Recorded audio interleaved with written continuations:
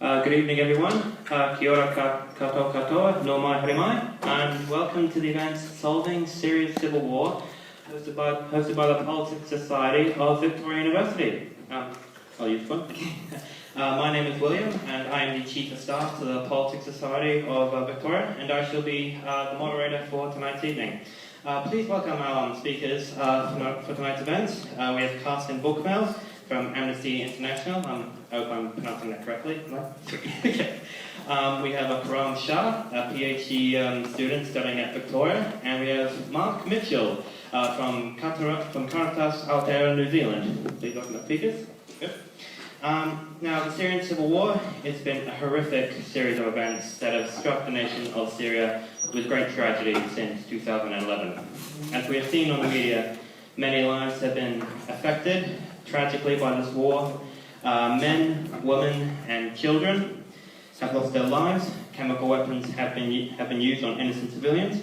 And as we have seen through recent events in Aleppo, children are dying and suffering horribly due to these chemical weapons.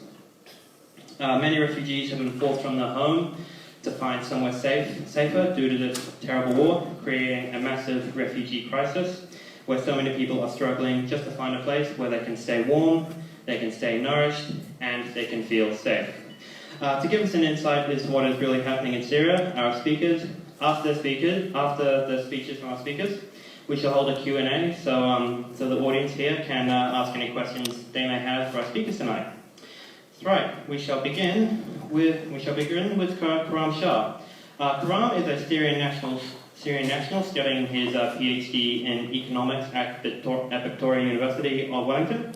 Karam has published some opinion articles on the issue in Arabic and in English, and he took place in a large number of activities protesting the status quo in the country. He shall talk about the economic, political, and historic context of the conflict, as well as the current situation as he lived in Syria before the conflict and took place in the early protests that later turned into the civil war. He will share with you his first-hand account of what took place.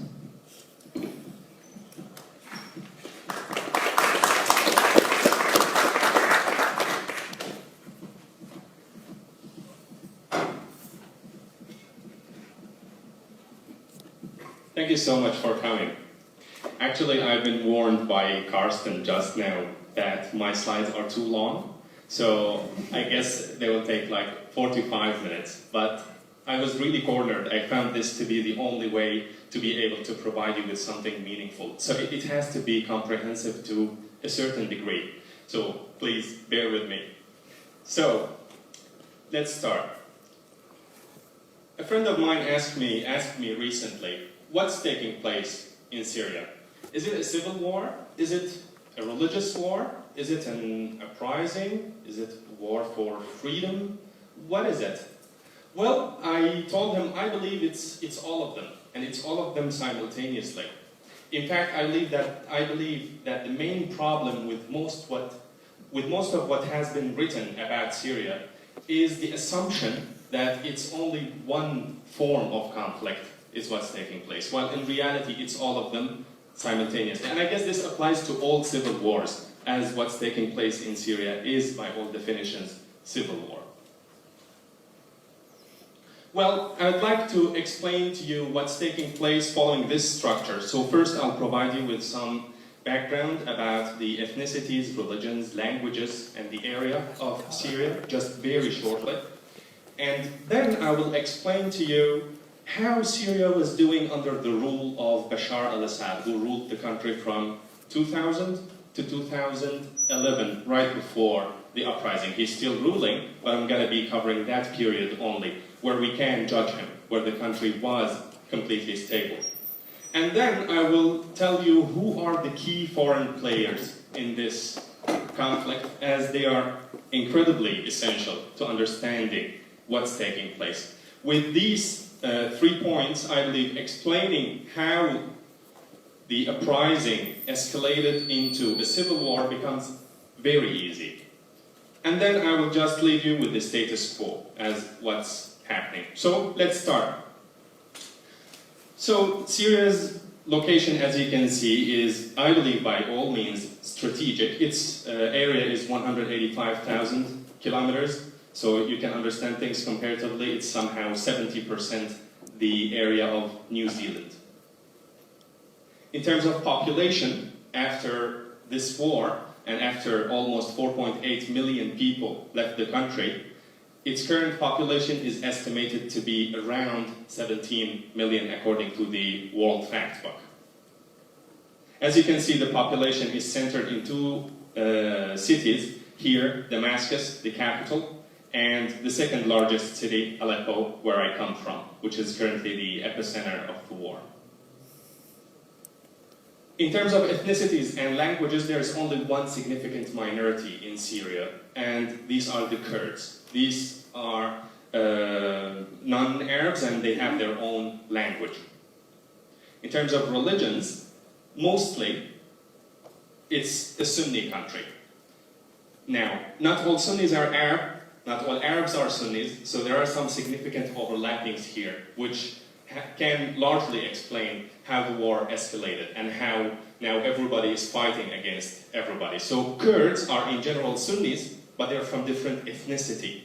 Now, Arabs are Sunnis and Alawites and Christians. Now, I'm sorry, these numbers are a bit old from 1960, as after 1960 the Syrian government prohibited asking this question in their national censuses, so they don't ask what's your religion, as they are supposed to have become secular. So, very little history. In this photo you see the man sitting is the person who ruled Syria for 30 years before Bashar. Bashar is the second person from the left who is the current ruler of the country. Now, although Syria is a republic, Hafiz al-Assad did hand over the country to his son in 2000 after he died, and Bashar al-Assad has ruled the country since then. He handed the country to him, although it's a republic. Again, I'm stressing on that. Although, for example, the constitution allows you to be nominated for presidency if you are at least 40 years old. Well, they changed the constitution overnight and lowered the age to exactly 34. So it perfectly suits Mr. Bashar, who returned from England to come and rule the country. Well, I also have to be frank that I believe Bashar al-Assad was, and maybe still to a large degree, a very popular person. He was viewed by most of people as he returned to Syria in 1994. He was studying his postgraduate studies as an ophthalmologist, and he was viewed as a good Western-minded person who's open to different reforms. So the only proxy that I can tell you, which can explain to a certain degree that Bashar al-Assad was popular, is in fact a study that was conducted in 2009 by Maryland University and Al-Zogby Research Institute, in which they asked, I guess in 8 different Arab countries, who's the most beloved leader in your region. And number 1 was Bashar al-Assad. And I do believe that by the time the uprising started, Bashar al-Assad was incredibly popular. But then again, I guess this applies to many other dictatorships. This by no means means that the person is, in fact, a good ruler. In terms of foreign relations, he followed his father's policy, quite open to different countries, with one true enemy, which is Israel, a country which occupies still until now some Syrian land from 1967. The last two things, the last two characterizations before I descend to the next section are nepotism and sectarianism.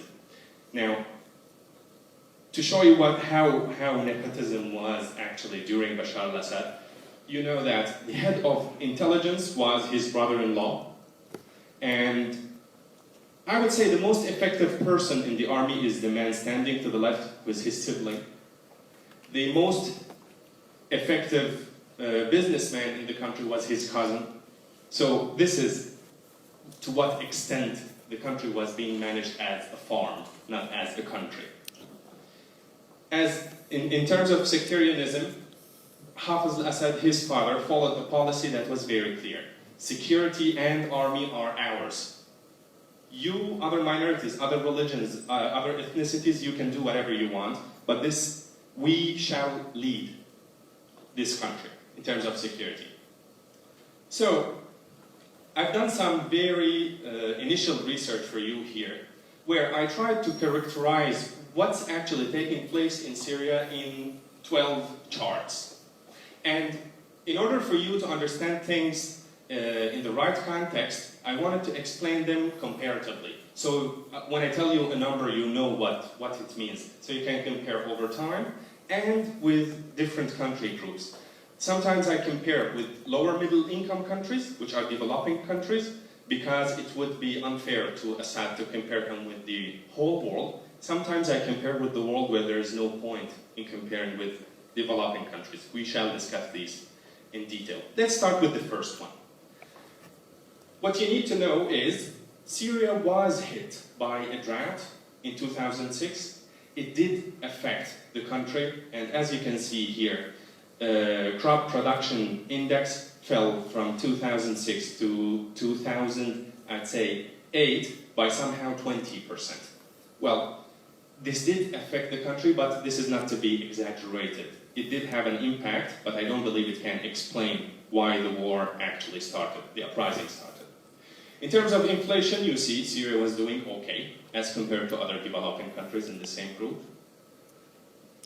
GDP per capita, which is the income per person after adjusting for purchasing power, here you can see that the main argument of supporters of Assad, look, he actually improved GDP per capita by somehow doubled, right?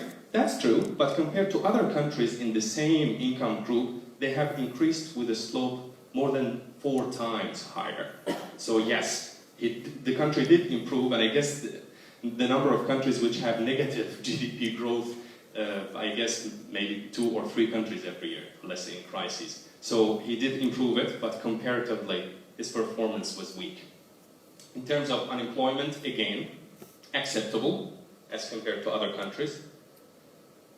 Now, I believe Assad did very well in terms of health, where you can see that mortality rate and life expectancy at birth are the most important indices reflecting the health policy, and I would say the Syrian government was doing well in these two, as you can see.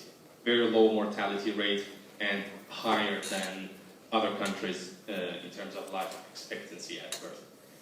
What the Syrian government was also doing greatly well, I believe, is security. The country was super secure before the uprising. And as you can see here, the number of intentional homicides, which is the most important index for measuring the safety of a country, Syria was doing very well. These two are more of characterization rather than explaining the performance, and they should be understood in conjunction.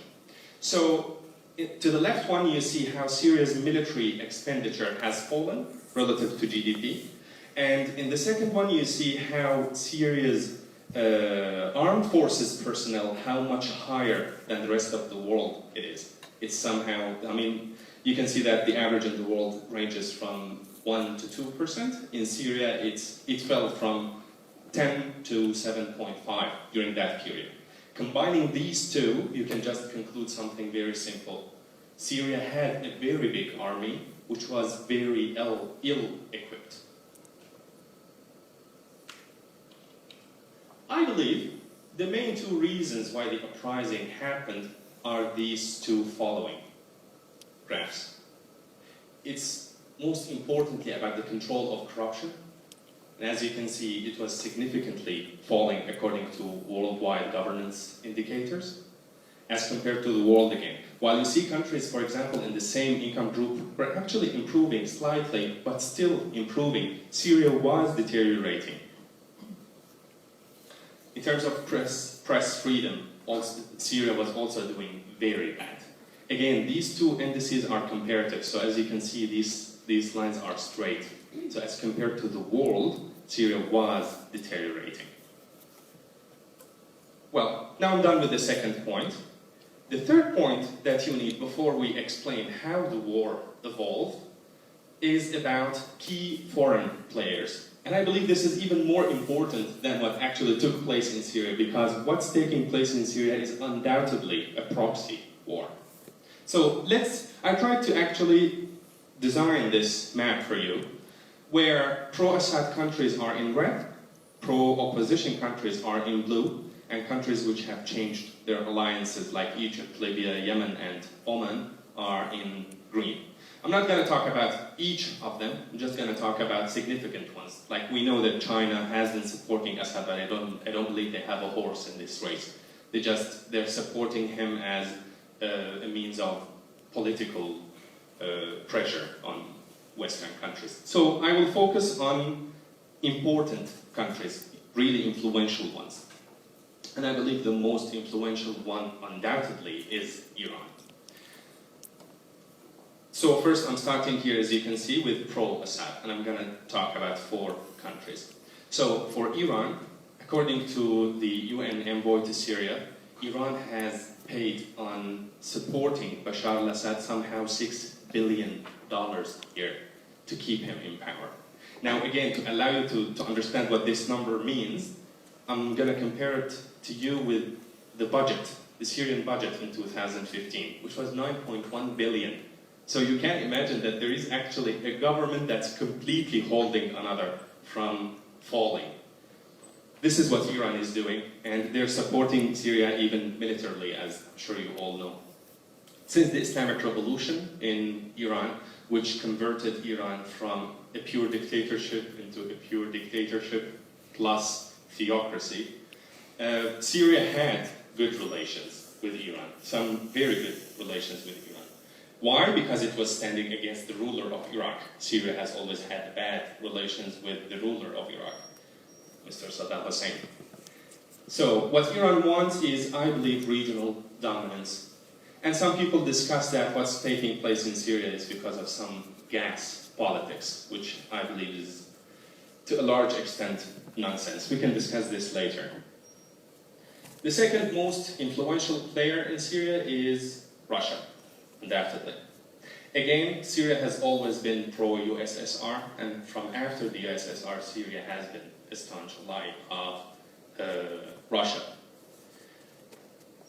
Now, what Russia wants to do is to re-emerge on the international stage as a superpower. And now we're talking about a person called Putin, who is, I believe, very nationalistic. At the end of the day, he did mention that the greatest catastrophe in geopolitical history in the 20th century was the fall of USSR. So I guess this tells us about what mentality is ruling Russia with.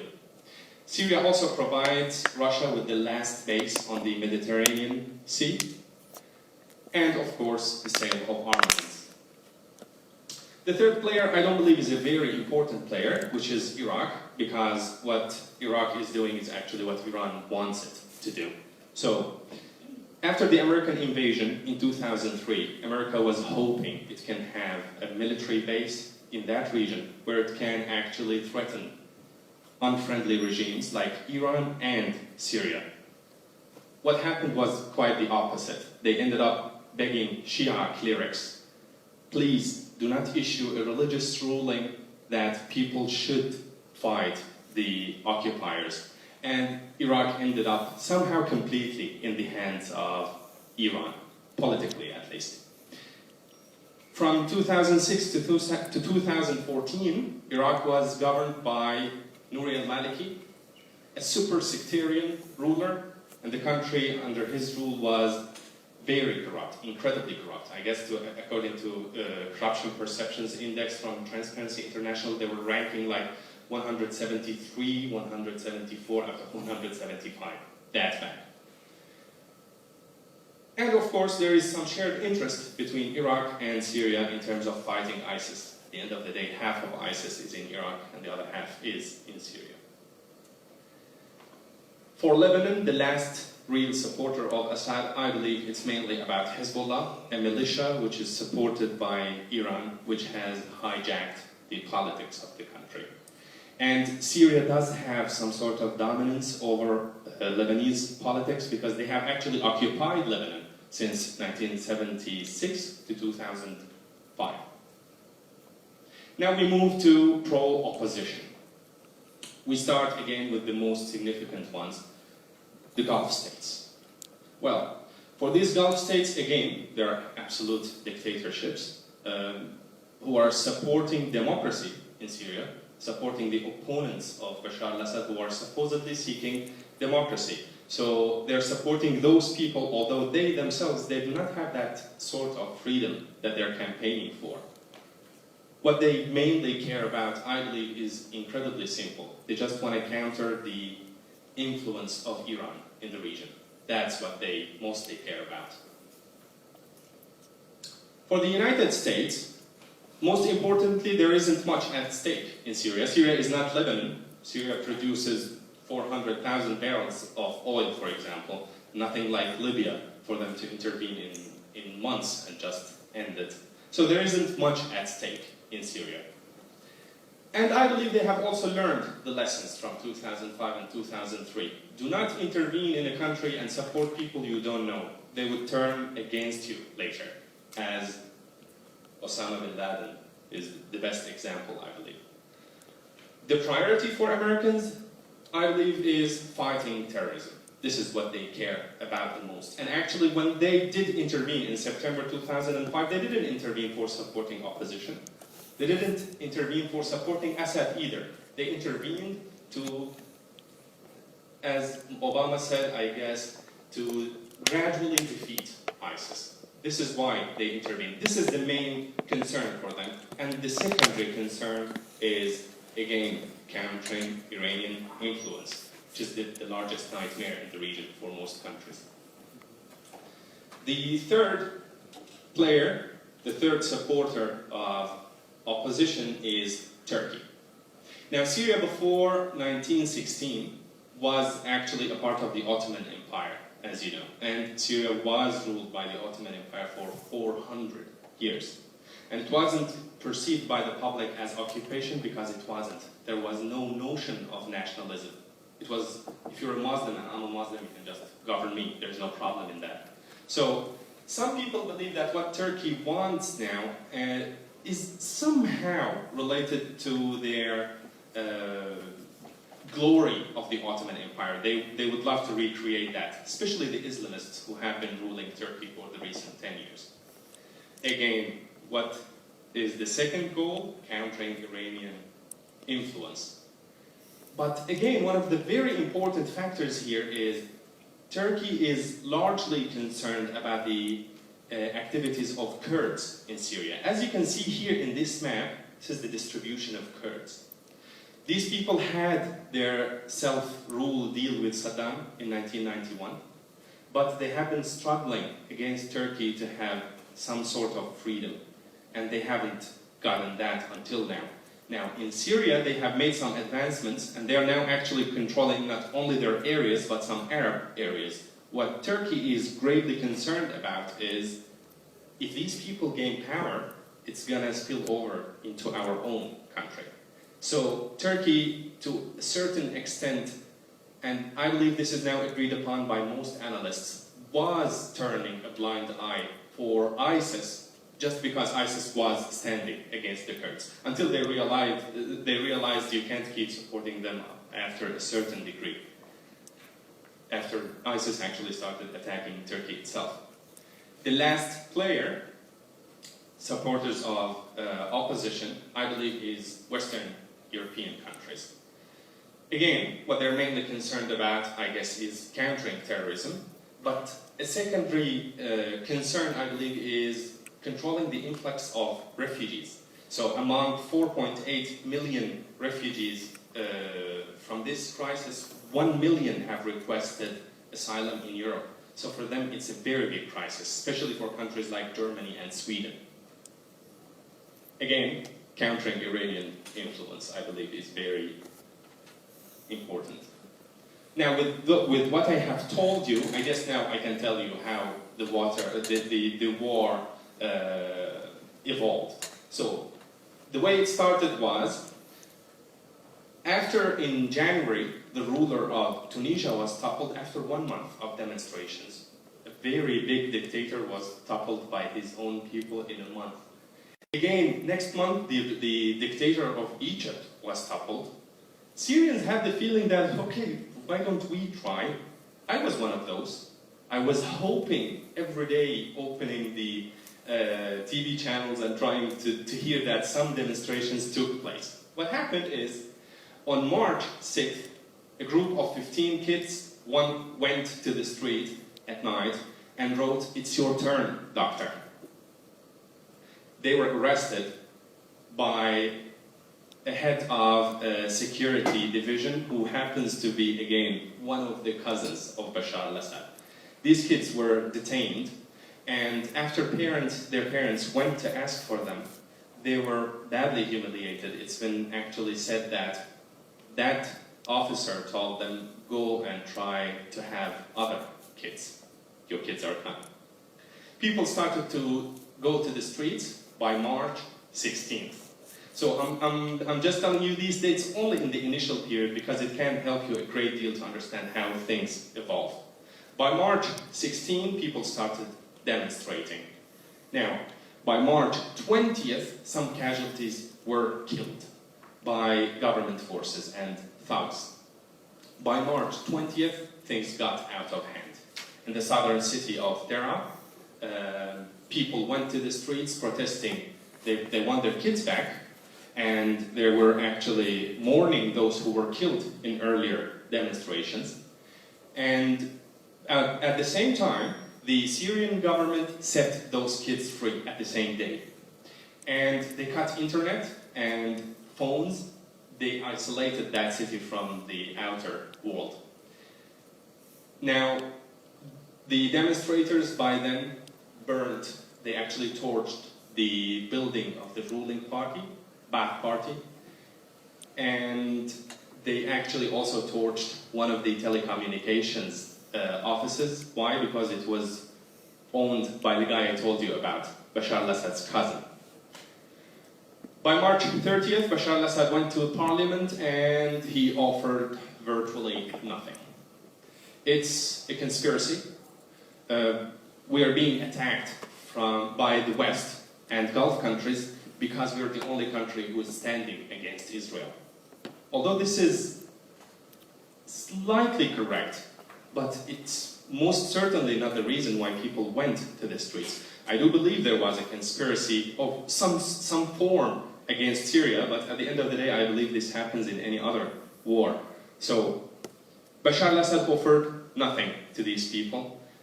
But then again, after that speech, they started to take a softer approach a little bit. Started by April 4th, they gave citizenship to some 250,000 stateless Kurds, trying to appease the Kurds, trying to get them to their side. They also set some political prisoners. By April 7th, they created a new government, Bashar al-Assad. But then again, the main problem that we, the protesters, were waiting to be addressed is myself. We do know that you are the only ruler. You're the one who has absolute power. The problem in Syria isn't about the government. It's not that the government is corrupt. It's you who's not willing to leave his office. It's you who wins by amendments with no elections, with 99% every 7 years. This is a very typical view of demonstrations. People here on the left. What the government used to respond with was very typical in every demonstration. As you can see here to the right, this is one of the thugs that used to follow us during demonstrations. And you see here this tattoo on his arm of Bashar al-Assad. I do remember being scared to death from these people. I do remember actually once running for like 15 minutes and trying to see if the man is actually behind me, and by the time I stopped, I still felt that my legs are moving to that extent. I've seen so many scenes where these people have tortured people in front of my eyes. As an example is this kid, Hamza Khatib, who became actually an icon of the revolution.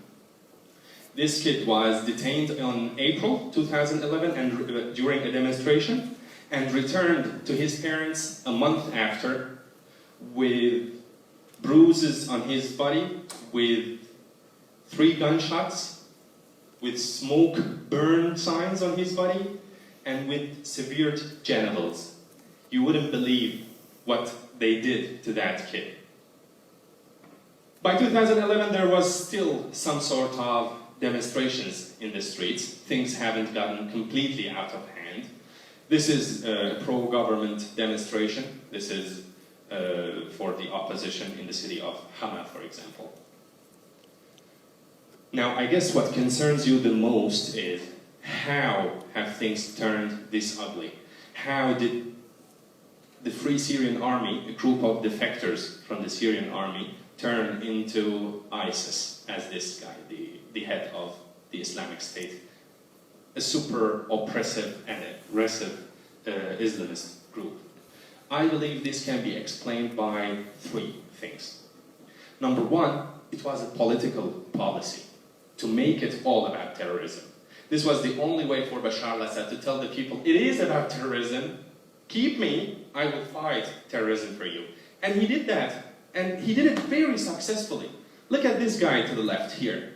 This guy became, if not the most influential leaders of opposition, one of them. I don't know, if not the most, maybe one of them. This guy himself was set free by Bashar al-Assad in 2011, after the uprising started. Why?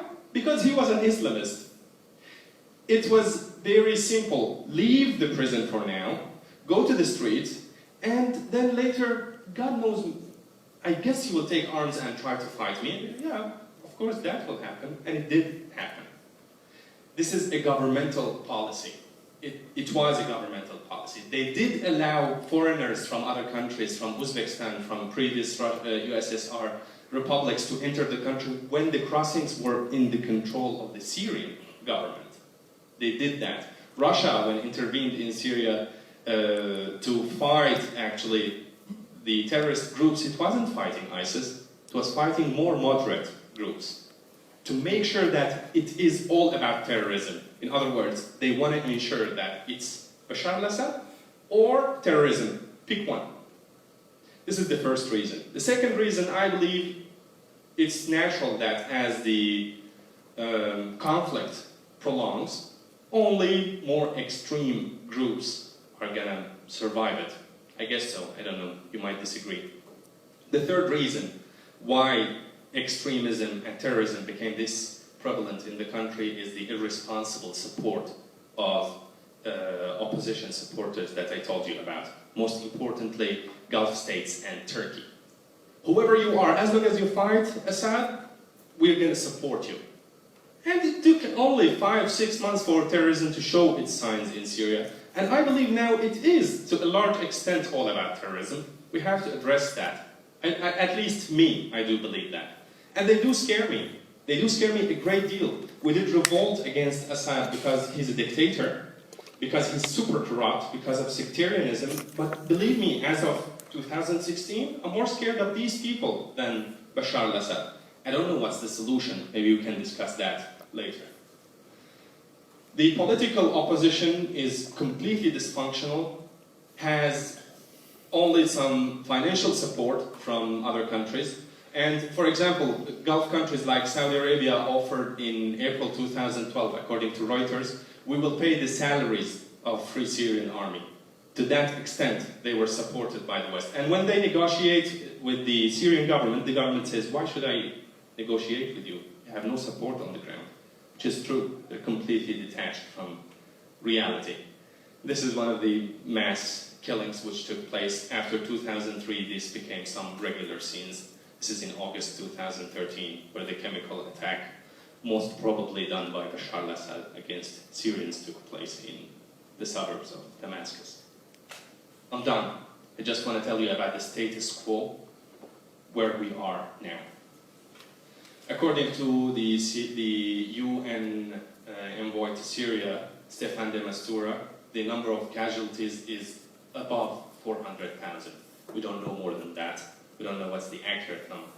In terms of economy, according to Chatham House The Syrian economy contracted by more than 50% during this period of the uprising. The Syrian pound lost more than 80% of its value. So I guess the economy is in tatters, undoubtedly. Terrorists all over the world are fighting in Syria on both sides, supporting Assad and against Assad. Again, there are no numbers, although some people estimate that it's 30,000, again according to Stefan de Mistura. Foreign military involvement, all countries are supporting these factions, and actually, as of September 2014, the United States was attacking, and alongside 15 other countries, and a year after, Russia was also attacking.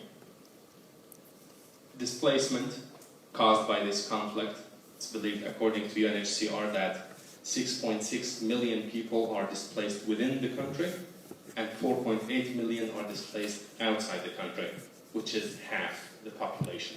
Half the population is displaced. What's the way out? What I believe is supporting terrorism, accepting violence as one of the forms of settlement, assuming that violence could take us somewhere, is the main reason why we are here. And I believe the best way out is for all of us to stand against violence, regardless who's committing these atrocities. I guess Carsten here knows much better than me about this issue. I believe this is the best way out. And the fact that these children and siblings who are dying are not our siblings doesn't mean that they don't have siblings. They do need your support. Please, you can raise awareness at least, or you can actually donate. And here, by the way, Caritas today will accept donations for Syrians. Thank you so much.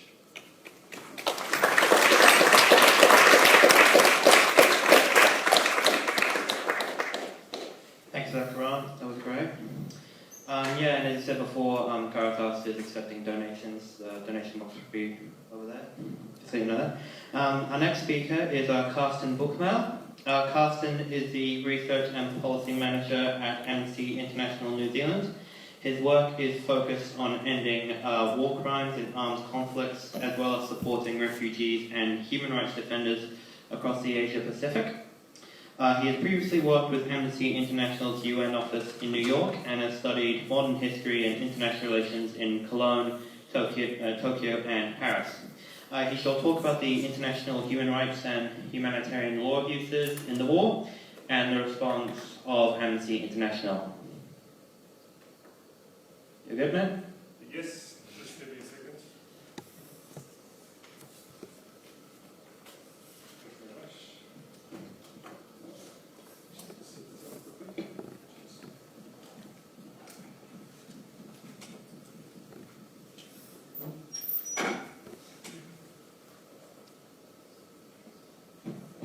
All right, everybody can hear me? Great. Two things before I begin with my talk.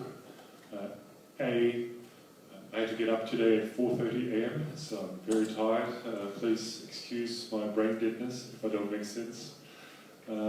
Second, I guess my presentation my talk will be quite different from what we just heard. Thanks, Karam, for your incredibly comprehensive overview of the different dynamics playing out in Syria, but my overview will be a bit different, and that's probably because of the nature of the organization that I represent, Amnesty International. We are an apolitical organization. Amnesty International does not take a position on who should be in political leadership. We do not take a position on the need for revolution. We do not take a position on the need for regime change. What we do as an organization is to stand up for the victims of human rights abuses and abuses of the law. Our main priority is actually to document human rights violations and to hold the perpetrators of these legal crimes to account, to ensure criminal responsibility for violations of obligations that political leaders have under international humanitarian and international human rights law. So the work that Amnesty International does in practice is go into conflict zones, talk to people, document the abuses, and eventually campaign to end these abuses and campaign for justice, holding the perpetrators of crimes on all sides to account. And I guess that holds true to the conflict in Syria. I guess we all know that the majority of crimes against civilians and human rights abuses are committed by the Syrian government and the Syrian security forces with the help of their allies. But Amnesty International also puts a huge emphasis on documenting the abuses by the different armed groups, including the Kurdish Peshmerga forces. So just as a bit of background before I begin my talk. This is... Sorry about that.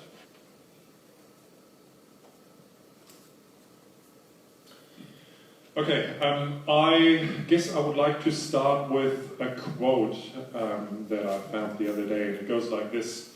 If you do not leave these areas urgently, you will be annihilated. You know that everyone has given up on you. They left you alone to face your doom, and nobody will give you any help. Anybody got an idea where this quote might come from? Aleppo, yes. Who will be responsible for saying these kinds of things? Yeah, these chilling words are words to be found on leaflets that were actually dropped by Syrian and Russian aircraft over the besieged areas of Aleppo, just before the final bloody assault on Aleppo began a couple of weeks ago. And actually, during the last few days, we've seen that on the media, on the news, several rights organizations have documented it. Over the last few days, both the Syrian and the Russian armed forces have turned these words into action, into criminal action, I would have to say. So, as we've already highlighted, and as you all most likely know, eastern Aleppo is now pretty much the epicenter of the Syrian conflict, with wave after wave of ferocious and criminal bombing by Syria and Russia, effectively reducing the city to rubble. And what's frustrating is the fact that the conflict has turned more bitter, even more brutal, since this latest push by pro-government forces to retake the city and seize control of the entire area. Just a matter of a few days, Syrian government forces did manage to capture new territories that were formerly held by the armed opposition, and now it increasingly looks as if Aleppo is about to fall, and I think Mark will be able to tell you a little bit more about that because he's just returned from the ground and talked to people actually. So on the work that Amnesty International has been documenting, what we've seen is over the last few years already, but now actually more than ever, a complete disregard by all sides of the conflict for civilian life, and a complete disregard for international humanitarian law. Some of you may study law or be lawyers already. Even in times of war, there are some very basic rules that protect civilians from atrocities. So under international humanitarian law, you are not allowed to deliberately target civilians. You are not allowed to indiscriminately drop bombs on civilian areas. But all of these things have been happening over the last couple of years, and particularly over the last few weeks in Aleppo. Both, especially the Syrian and the Russian forces, have used massive firepower to inflict a maximum human carnage and suffering, and to destroy the country's and the city's infrastructure, and also let's not forget about the horrible tactic of imposing sieges and causing starvation. So that's the military strategy that we've seen. And maybe let me go a little more into detail on this. Amnesty International has documented how residential buildings, how hospitals, how other medical facilities, how schools have all been repeatedly targeted, most likely deliberately, which would amount to war crimes, and healthcare in particular. And that's pretty interesting, keeping in mind that New Zealand is on the UN Security Council at the moment, and they've been doing some pretty good work on this. Healthcare in Syria has been an area that has been under particular attack in Syria, with scores of hospitals across the country wiped out, and most recently a children's hospital in the Al-Shaar neighborhood of Aleppo just last week being destroyed. And the reason why this military strategy is employed by the Syrian armed forces with support, air support from the Russians, is essentially, well, the purpose of it is to wipe out all civilian life, so that as a next step, ground forces can move in and the city can be retaken by the ground forces. That's exactly the sort of strategy that we actually saw in 2009 in Chechnya, the military strategy by the Russian armed forces. And yeah, pardon? Fallujah. And yeah. Balance it there. Yeah. And yeah, unfortunately, this tactic of lawlessness and inhumanity appears to be very successful, and it was apparently, or it was definitely successful in Fallujah and in many other places. And that's something that's a trend that Amnesty International tries to counter, because after the Second World War, we actually did make some progress towards more compliance with international humanitarian law, but these tiny steps of progress seem to unravel essentially since the end of the Cold War again. So, yeah. But the list of crimes doesn't stop there, and I'm going to finish talking about that soon. But Amnesty International has also uncovered or documented how barrel bombs and cluster munitions, hugely indiscriminate weapons, have been used to again target civilian targets across the country. And we've also uncovered how, for instance, the armed opposition groups are indiscriminately shelling western parts of Aleppo. So, as I said when I started, yes, the large majority of war crimes being committed at the moment, well, is by the Syrian armed forces and ISIS, of course, but the armed opposition groups, including the Kurdish rebels, also engage in widespread war crimes. And yeah, just this level of atrociousness and lawlessness and inhumanity is what concerns us in particular. So yeah, that's the situation for Aleppo. And I guess the overall picture for Syria is not that much better. We've already heard the figures. I guess I don't really have to go into detail on that, but in almost 6 years of conflict, we now have 11 million people displaced and nearly 500,000 people dead. That is the sad figures of the Syrian civil war. And that's now I'm going to go into the second part, I guess, of my talk.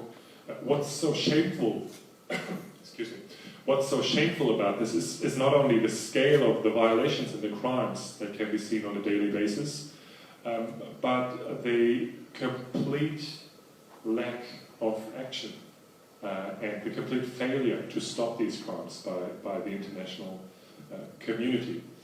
I guess some countries have tried to at least address these violations, however unsuccessfully, and the rampant abuses and violations continue, as we can see, and yeah, for 5 years this slaughter of civilians in complete violation of the rules that we have for war has been going on, and it's sort of become a new normal to target hospitals, to target schools, to target civilian homes, and looking ahead to the next 10, 20, 30, 40 years, that is an incredibly concerning outlook. So let's talk about the UN Security Council, the highest body of international peace and security that we have, pretty much still the most important political forum to address conflict. But sadly, over the last couple of years, I would say that the UN Security Council has become completely dysfunctional and is just dominated by political posturing by both the US, Russia, France, all the permanent members. It's become pretty much useless in addressing civilian suffering. But let's also be clear on this. Limited action to end the suffering of civilians in Syria has repeatedly been blocked by Russia. Russia is one of the permanent 5 members of the Security Council with veto power. Over the past 5 years, they have blocked 6 resolutions on Syria. And just about a month ago, for instance, Russia vetoed the attempt to demand an end to the aerial bombardment of Aleppo and to impose a limited ceasefire. Just yesterday, you may have seen it on the news, Russia vetoed the attempt by New Zealand, Egypt and Spain to call for a 7-day humanitarian pause, humanitarian ceasefire to get aid into the besieged areas and to allow civilians to leave. That again got blocked.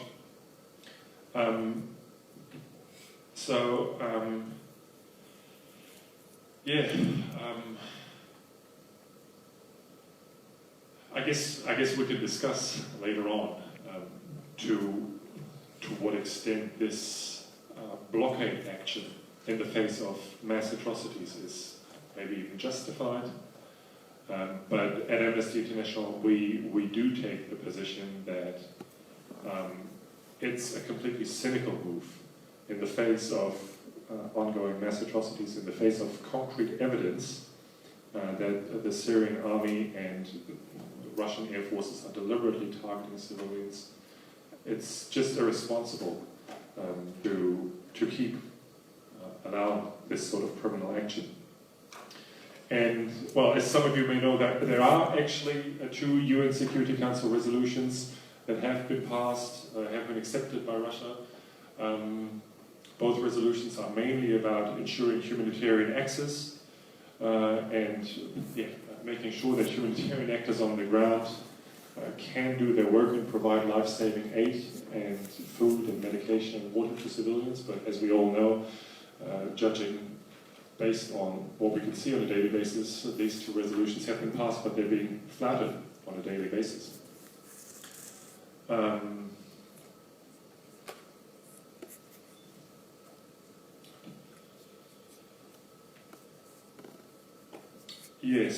So that's the very sad state of affairs at the moment. And now finally, similar to what we just heard, I would like to offer some very preliminary thoughts about what can be done about it. It's not that I have a magic wand or I know anything about the future. I'm not even a great expert on Syria, so excuse me if these thoughts are not particularly inspiring or hopeful. But I do think that the most important thing is, at least in the short term, to maintain public pressure and keep speaking out against atrocities that are deliberately being committed by the Syrian armed forces and the Russian regime.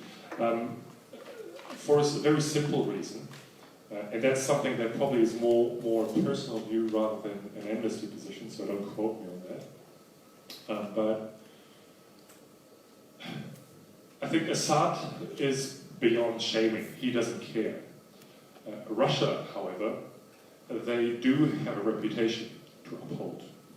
And we've seen just a couple of weeks ago that public pressure in the face of atrocities enabled by Russia, for instance, led to Russia losing the election for their Human Rights Council seat. And that was a massive public embarrassment. So that sort of gives me hope that if we keep up the pressure, if we do keep speaking out against these horrific crimes, enabling horrific crimes, then at some point in the near future, Putin might reconsider the cost-benefit equation of his current behavior. That's just one view of looking at things. Maybe you disagree, maybe you agree with me. Happy to discuss it in more detail. A second thing, we need to keep talking about accountability for the countless war crimes that are being committed on a daily basis, even though the International Criminal Court is blocked as an avenue, because the Syrian government obviously has not ratified the Rome Statute in the Security Council. Russia and China will use the veto to refer the situation in Syria to the International Criminal Court. But actually right now there is a bit of hope that we can still make tiny progress towards accountability. Amnesty International and more than 220 other organizations just 3 days ago wrote a letter to all UN member states calling for a UN General Assembly special session, a special emergency session, and calling on the UN General Assembly, so essentially the World Parliament, to unite for peace. That is a pretty complex mechanism that exists within the UN framework. It has been used before in the past, and we believe, and many other organizations, including organizations from the ground, believe that now it is time, given that the Security Council is blocked and will remain blocked for a while, to circumvent the UN Security Council. What's the point of such a special emergency session? Well, for one, it could be used to again shame Russia's behavior. But much more importantly, the UN General Assembly member states could get together and set up a special prosecutor for ongoing crimes in Syria. And again, this is obviously not going to solve the issue. It's not going to solve the war. It's not going to stop all the atrocities, but it's going to make it significantly harder for the Syrian regime and Russian forces to continue committing atrocities, because they know that these atrocities will be independently scrutinized. And as I said, it has happened in the past, and potentially setting up such a special prosecutor would be the first step a couple of years down the line to set up a special Syrian tribunal and bring the perpetrators of crimes from all sides to account. Canada is the country that is behind this initiative at the moment. I understand from conversations with the Ministry of Foreign Affairs here in New Zealand that New Zealand is supportive of this step as well, because you may know that New Zealand has actually tried to play a relatively positive role in the UN Security Council on Syria, and they're just completely frustrated with the council being taken hostage by Russia at the moment. So the role that New Zealand in particular could play is, just very briefly, New Zealand has also been a huge supporter of veto restraint. And as part of that, there is an international initiative to restrain the veto, and more than 112 countries, 120 countries have signed up to this initiative, and New Zealand is one of the main instigators of this initiative. So if New Zealand rallied all these supporter countries, or at least parts of them, together with Canada and the many other supporters that there are out there, I think it would be possible to get a good majority to convene this special session and take limited steps towards more accountability. Yeah, so these are my very limited and not hugely uplifting thoughts on the future of Syria, but yeah, it's really day-to-day management at this very moment. What I do again want to stress is that even in these bleak times, let's not stand by and accept that governments, armed forces effectively reduce an entire country to rubble, kill scores of civilians and get away with it. It's important to stand up against this trend Amnesty International is one of the many human rights organizations in the world that try to keep up the public pressure, name and shame perpetrators of crimes into compliance with the law, and engage in a very, very difficult and long-term work towards justice. So those are my few thoughts. Happy to discuss further. Cheers.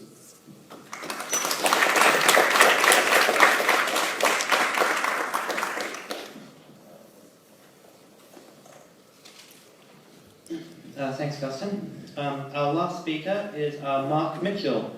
Mark Mitchell is the Senior Humanitarian Programs Coordinator at Caritas Aotearoa New Zealand, the Catholic Agency for Justice, Peace and Development. He also chairs the New Zealand NGO Disaster Relief Forum, or NDRF for short, and works with government and sector organisations to develop and promote humanitarian best practice. He has led teams and managed emergency response for a range of natural and conflict-related disasters around the world. And he has just returned from Jordan and Lebanon, and he met with Caritas partners and will speak about what he has seen firsthand about the support of refugees from Syria and Iraq.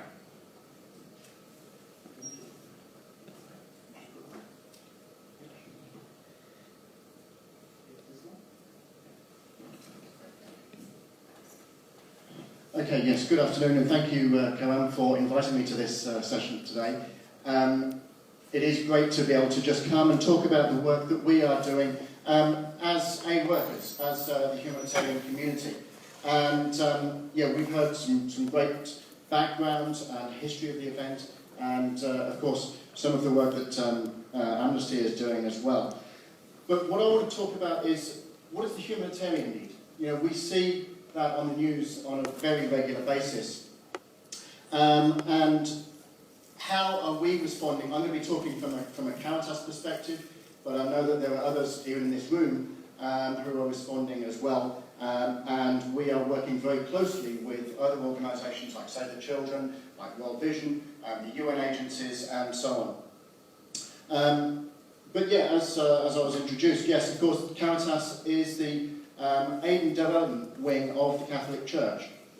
And one of the things that I was really quite impressed with, and to be honest, a little surprised with, during my time in the Middle East, I came back on Sunday, was just how well respected the church is, and how well respected and able to speak into and respond to this situation in what is obviously, as you saw in Karam's presentation, very much a Muslim country, and Christians and the church are very much in the minority. And Caritas are working throughout the region, working in all of the countries that are affected, sorry, not affected by, but are receiving refugees, as well as inside Syria. Sorry, having to run two things here. I'm now throwing water over the place. There we go. Right. So yes, within. Sorry, let me bring this up. So that was all done. Okay. So within Syria itself, where you see the Red Crosses there, that's where Caritas have an office. And the pink is where the harder to reach areas, the besieged areas, are within Syria. And one of the things that I notice, of course, is that we do have tremendous reach. We are able to work in areas that are directly affected by the crisis, and in areas that where many of the internally displaced people are moving to, particularly in the west there. We are working in Aleppo.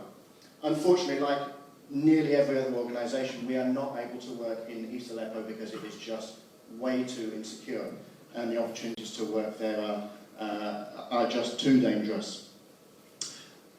The situation in Syria is that there are 6.1 million internally displaced peoples.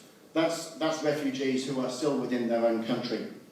And that includes 2.8 million children, many of whom are around the areas of rural Damascus and Aleppo, as we've seen on the news.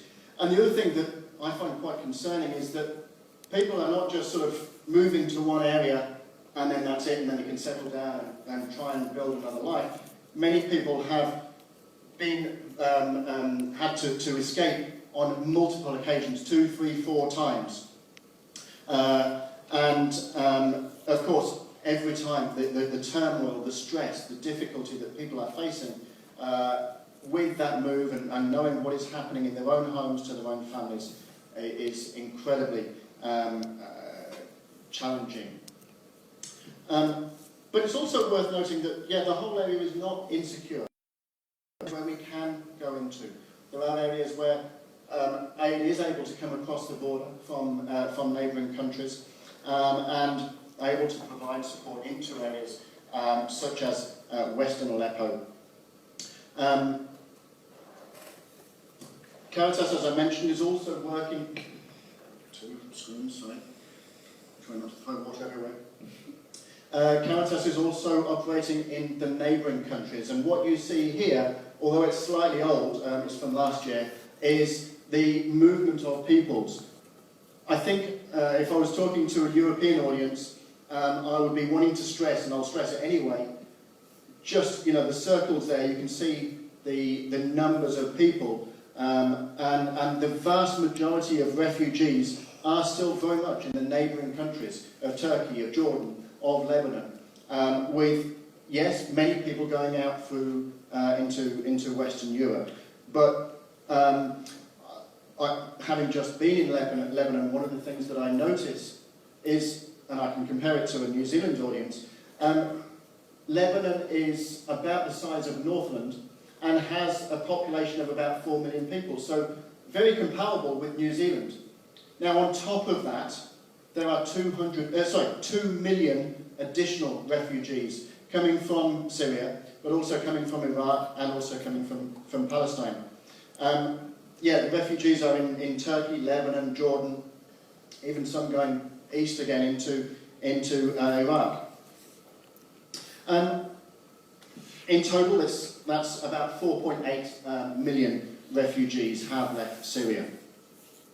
And it is slowing down a little bit at the moment. I think in the last 10 months up until October, there were approximately 200,000, which I can't remember what the figures are now. It's gone from me, but certainly in 2015 that number was significantly higher. I think moving up towards about 800,000. Is that right? Yeah, I'm getting nods from people that I think know about these things. It's also worth noting that many of those people who are refugees, particularly the elderly and young children, have very special needs, and this also needs to be addressed.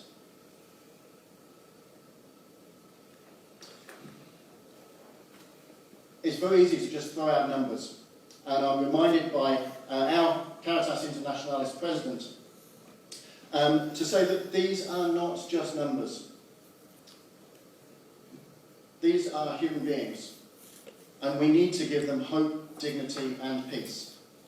And in the names of all the people touched by this conflict, we are appealing to everyone, can we work together for peace in Syria? And it just, again, reiterates what has been said earlier today.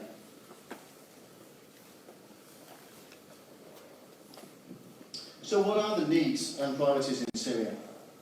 Protection is by far the highest priority need. 13.5 million people have been affected by this emergency, 6 million of them children, and need protection. They need to be able to walk the streets without fear of being attacked, being raped, being killed by sniper fire or cluster munitions or barrel bombs and so on. There are the everyday needs of having access to water and sanitation. 70% of the population lack access to what we take for granted, you know, being able to throw water all over the computer screen. Of course, many people need access to health.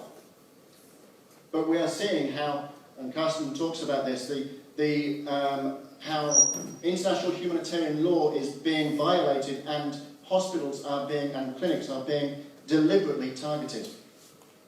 So 95% of people lack access to adequate health care.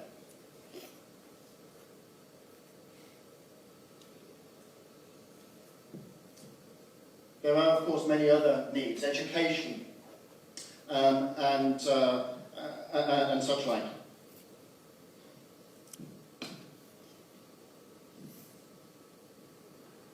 Okay. So what are we doing from New Zealand? You know, as I said, we're part of a much larger organisation. In fact, there are 165 member organisations, of which Aotearoa New Zealand is one of them. And we are working together with our local partners. We're also working with the support of the general public in New Zealand. There is a huge amount of public interest in Syria, which I find very motivating, very humbling, actually, to be able to see where that money goes.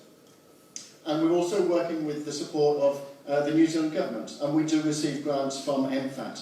And so I've just put up the last 3 years where we have provided support, which has been also been supported by the New Zealand government.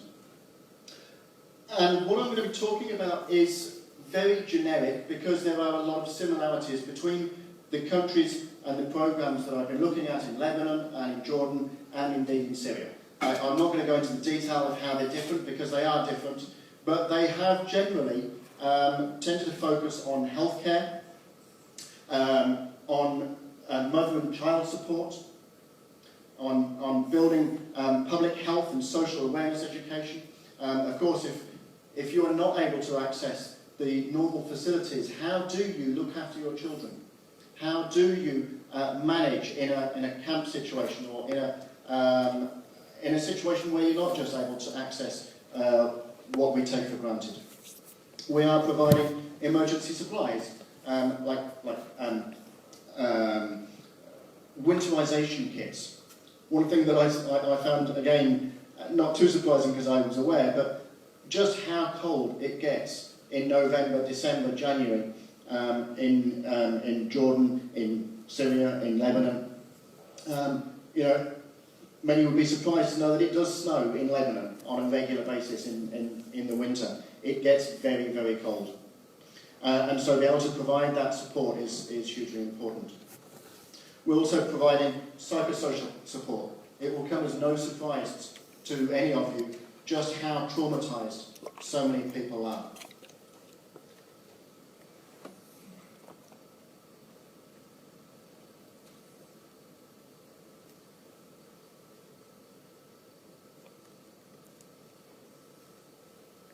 So one of the things that we have operating in each of those 3 centres that I mentioned is healthcare facilities.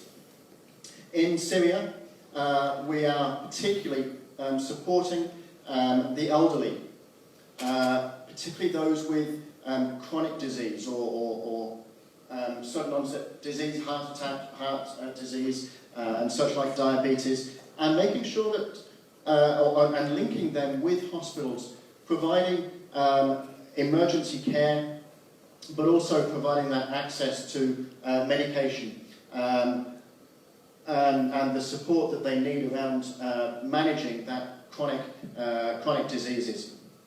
Also bringing the elderly together where we can to provide that mutual support. I'll come to the psychosocial in a second. So managing the consultations, providing medicines and health equipment, but also providing hygiene kits. In Lebanon and in Jordan, we have a number of clinics where people can come, whether it's for just injuries and normal sort of GP support, or again to manage those chronic diseases.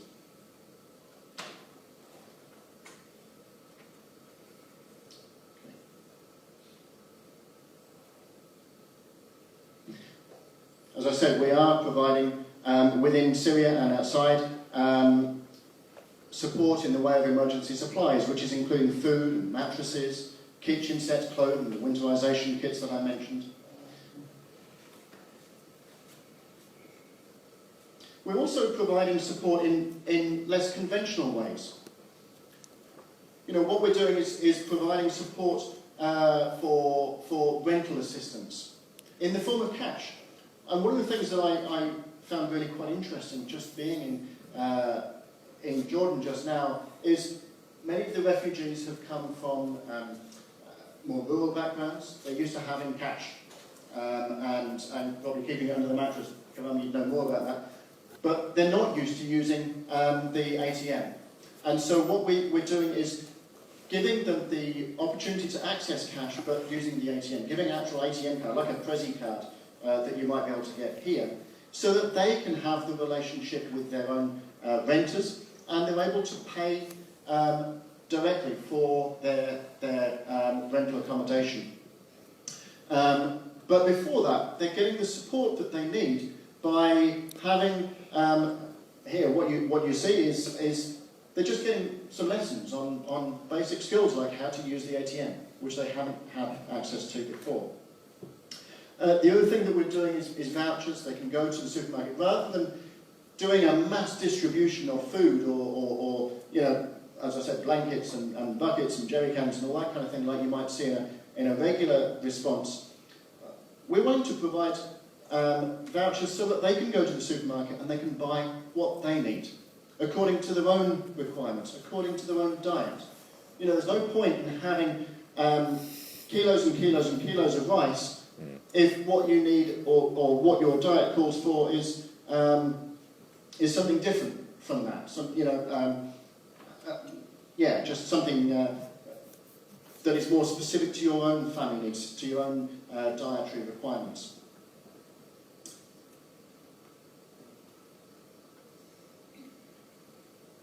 And of course, as I mentioned, we're providing support, psychosocial support. As I say, many people have, and I've heard many of the stories, and to be honest, just hearing the stories I find traumatic in its own right. And I'm able to escape, I'm able to come back to New Zealand and talk to colleagues, talk to friends, and work through these things. But some of the stories that I heard, I don't even want to think about. I don't want to even repeat them now, because they are so traumatic. And of course, many people have been traumatised by what they've seen, by the loss of their own family and their own friends. And so what we're doing is providing that support, managing by having psychologists in place, but also providing an environment where people can support each other, as I mentioned, with the elderly, where they can get together. They can, I'm speaking as an Englishman, but sit down over a cup of tea and talk about what they've been through. There's nothing more cathartic than be able to just share your experience. And so I'm being told that time is up, so I'm going to call it to an end there. There is a lot more that I can tell you about what we're doing, of course, and I'd love to do that, but maybe that will come out in some of the questions. Okay. Thank you very much.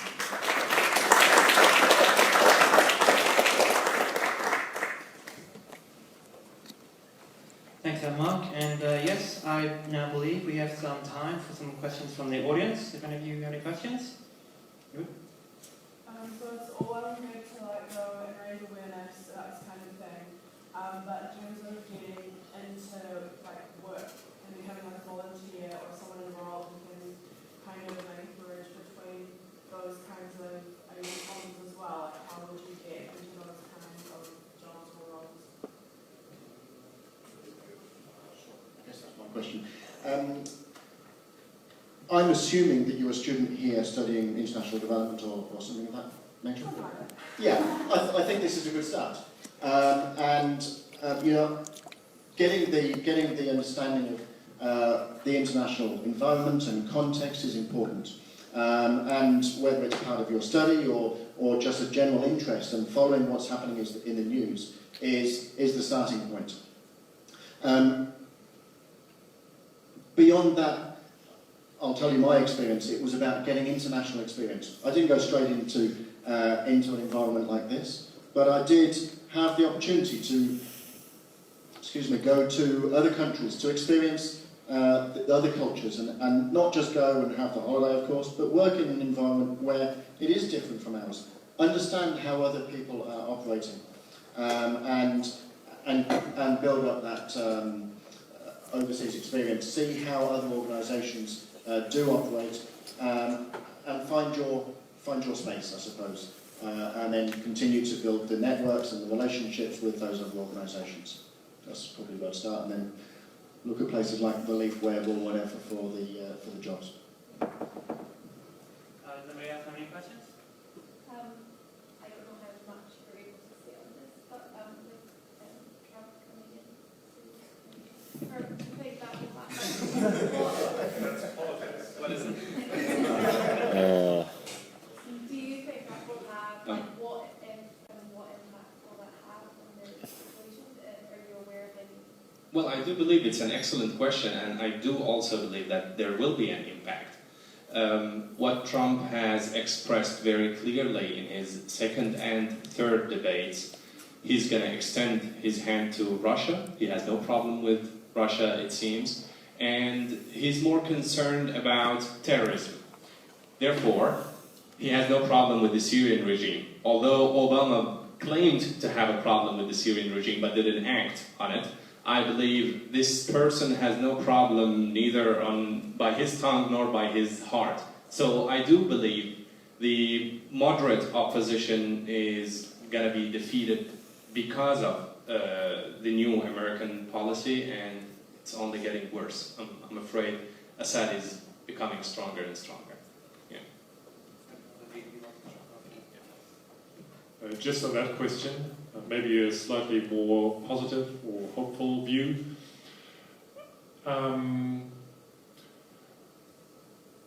Where to begin? I think Trump may actually end up being surrounded by people who are actually quite smart, to put it simply. And this may lead to Trump realizing that the only way to defeat ISIS is actually to stop Assad's atrocities and to stop Russia sort of enabling these atrocities, because that's one of the major recruiting factors for ISIS on the ground, the hatred of the Assad regime. Currently we have no idea what Trump stands for, what his foreign policies will look like. As you said, he has voiced quite a few concerning statements on extending cooperation with Putin to wipe out ISIS. But at some point he will have to go a bit deeper. You don't just wipe out ISIS like that. ISIS has deep roots, and one of the roots is the blatant atrocities going on in Syria. So that would be my take on this one. Can I just quickly answer your question as well? I don't know if you're interested in getting into the human rights field, but there's a wide range of ways you can add value. As I said when I talked about Amnesty International, a key aspect of our work is obviously the research. Going into the field, talking to people, documenting what's going on, analysing it from a legal perspective. And in order to do that, there's not a lot of positions going, to be fair. Maybe we have around 150 researchers globally, and they're all lawyers, or pretty much all of them are lawyers, or they know international human rights law very well. And usually they're also locals. So our Yemen researcher, for instance, is a woman from Yemen. Our Mexico researcher, they're all Mexicans. So you could potentially one day be our New Zealand researcher, but the human rights situation here in New Zealand isn't grave enough for us to prioritise that, I guess. But then there are other ways. You can work as a campaigner or as an activist or an advocate for us. And I studied history and international relations, and I work here in New Zealand to reach out and liaise with government, with the New Zealand government, with foreign governments in New Zealand. I write letters nearly on a daily basis. I write articles, op-eds, blog posts, that sort of stuff. And it's really because I was asking for that as well. Yeah. So it's very difficult to get into the field for Amnesty International and actually do the documentation, the research. But in terms of mobilizing people and raising awareness and reaching out to decision makers and politicians, it's much easier. And I got into Amnesty through volunteering. I started as a volunteer back in Germany, and that then led to a career with Amnesty International. Somewhat of an observation, and perhaps just slightly counter view, if I may. I also are a bit of a student of history, though I'm an amateur. I haven't been university trained. Okay. I've just been given this for my birthday, Noam Chomsky. Right? Who rules the world? If you go to the thesis, right, that's the US and their militarism. Okay. Now, in terms of what's happening in Syria, if you're looking at that in isolation, it would be very difficult to make any sense of it. If you step out and you start looking at it from the point of view of the global war on terrorism, then it starts to make more sense. Okay? The global war on terrorism has been going on for a long time, but it sort of had a very big point about 16 years ago, 2001, where supposedly some Arabs, 19 Saudi Arabians, crashed 4 planes into US assets. Okay? That started the war in Afghanistan. 19 Saudi Arabians crashed planes into US assets. Let's go to Afghanistan. Right? How did that make sense? Oil. You don't understand why they went to Afghanistan. Oil. You don't understand why they went to Afghanistan. Why did they go to Afghanistan? Because Mr. Bin Laden was there. But Mr. Bin Laden didn't have anything to do with 9/11. Let's not have a debate within the audience. Okay, but I mean, Yeah. And then there was Iraq. Then there's Libya. Right? Pakistan, Yemen. Right? All of these things are all happening, and they're all happening as the planet is being used as a giant chessboard. And unfortunately, Syria is caught in the middle of it now. Very unfortunately for Syrians. Yeah. Right? Very unfortunately. But just isolating it and looking at it as just Syria is very problematic in terms of the players in the world. And until we actually get the US to back off, and Britain, right, to back off their militarism and their attempts to ever expand their capitalist enterprise, right, looking for assets, resources to exploit and people to exploit, right, we will not get a global settlement, which means that the Syrian problem carries on. If you allow me, this falls more into the category of conspiracy theory for me.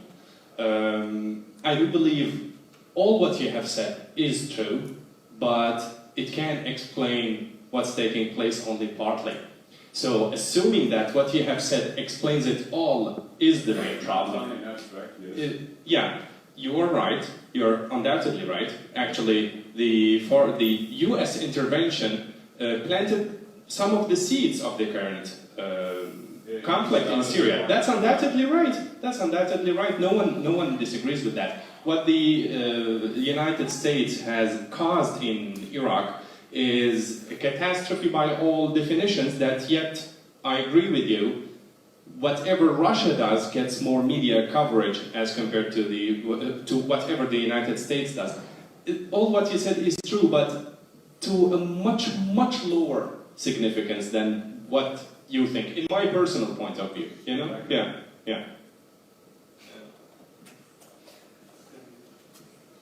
Yeah, I'm not sure if I'm the right person to comment on this. I also agree with many points that you just raised. And right now, Amnesty International is very, very strongly campaigning against US and UK arms transfers to Saudi Arabia, which, as you will know, is leading the military coalition that is reducing Yemen essentially to rubble. And in the past, we have been campaigning very, very strongly against a complete impunity for American war crimes in Afghanistan as well. The major difference here, I guess, between Russia's current conduct and American conduct in the US, in Iraq and Afghanistan is that there's quite a difference in the scale of crimes committed, I would argue, or I think it's pretty easy to document. Russia right now engages in deliberate attacks, targeted attacks on hospitals, on homes, on schools, whereas the United States, it was pretty bad in Iraq. Yes, it was pretty bad in Afghanistan, but it was not as bad. At least there was some attempt to follow the basic rules of war there. And of course, there are often soldiers who don't know about the rules and who engage in war crimes. And we have, I guess, documented that over and over again. But there has never been the deliberate strategy of wiping out civilian life. And I think that is quite a difference, at least in the last 10 years. And then on top of that, I would also like to say militarism, expansionism. Unfortunately, that's just part of hawkish foreign policy, and we see that from countries all over the world. The US, obviously, under George W. Bush, had a very hawkish foreign policy, but what we see right now by Putin's Russia is exactly the same. Why are they in Syria? Why have they invaded Ukraine? Why have they started destabilizing Georgia? For the exact reasons that the US destabilized Well, the reason Iraq. why they moved into Ukraine has got something to do with the Catholic Church and the expansion of NATO eastwards. I think we have time for just one more question, if anybody else has another question. Yeah, other guy. Hey, yeah, so I'm just curious, you guys touched on it a little bit with, in terms of like intergovernmental organizations like the UN. You mentioned that Russia has kind of taken itself out of, and I think the US has as well, the International Court of Justice. My question is kind of twofold. A, who do you think should be held responsible in terms of the reconstruction of Syria, assuming hopefully that this ends, which has been costing around 258 billion? And do you think there are any kind of historical precedents, or do you have any ideas of who would be held accountable under these kind of international organizations? And if you do think there will be any accountability?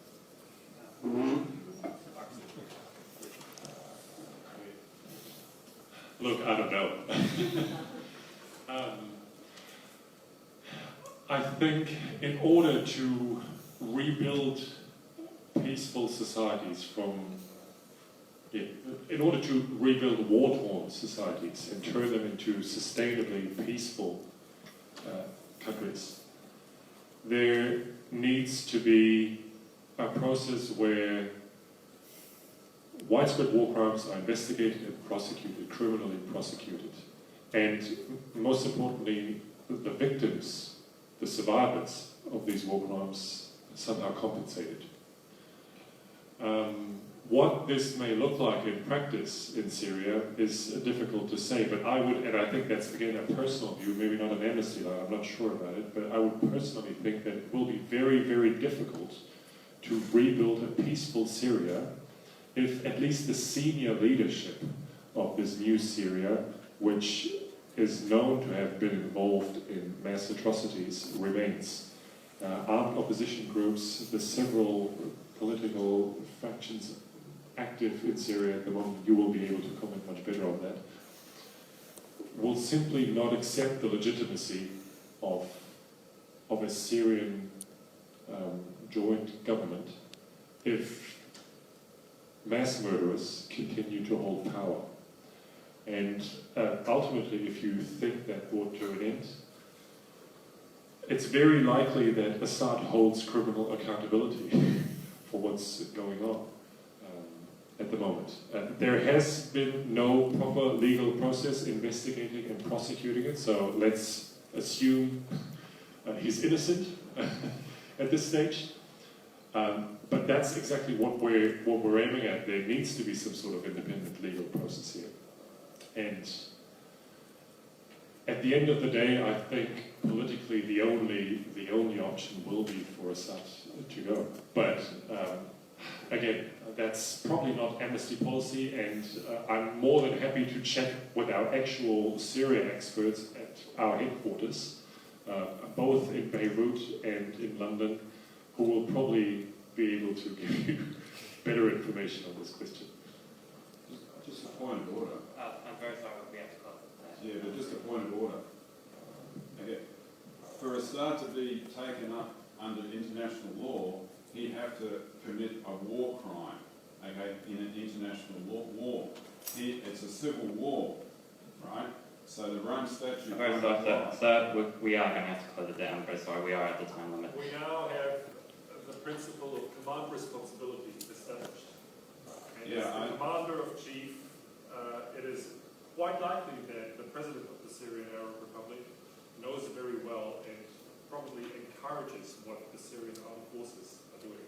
As such, it can be very clearly argued from a legal point of view that he is criminally responsible for the atrocities committed by his troops.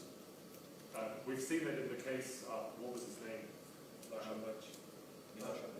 Not Milosevic, the recent case that went through before the ICC. Dominic Ongwen, who's a rebel leader. From Congo. From, I think, the DRC or Uganda. Yeah. And it was very clearly established that he was responsible for the acts of his troops. He knew about it, and because he did not prevent them from happening, and in fact he encouraged them, he can, and he was in fact held criminally responsible for war. So that's the criminal court, even though Assad or Syria hasn't signed. Because that's the same that applies to the US in terms of the war on terror in Afghanistan and Iraq and wherever else, because they haven't signed either. So they refuse to be bound by any international tribunal. Yeah, that's a major problem that the ICC currently has. That's one of the major problems that there are currently with the International Criminal Court. Syria, under Bashar al-Assad, has not signed or ratified the Rome Statute. Pardon? Exactly. The United States have not ratified. Russia have not ratified. China has not ratified. So there are very limited avenues for jurisdiction. However, if the UN Security Council joined forces and decided to refer the situation in Syria to the International Criminal Court, which it tried to do in 2014, but it was blocked by Russia, that would mean that the International Criminal Court could start investigating independently. Okay, we are going to have to close that. They might stick around if you have any more questions. Well, that's all the time we have left. That's all they have. So they might stick around. Okay. A huge thank you to our speakers tonight. Thank you for taking the time to speak with us tonight. And another huge thank you has to go to Karam. Karam was the one who suggested we hold this event and has done so much to make it possible. Thanks, Karam. You're absolutely great.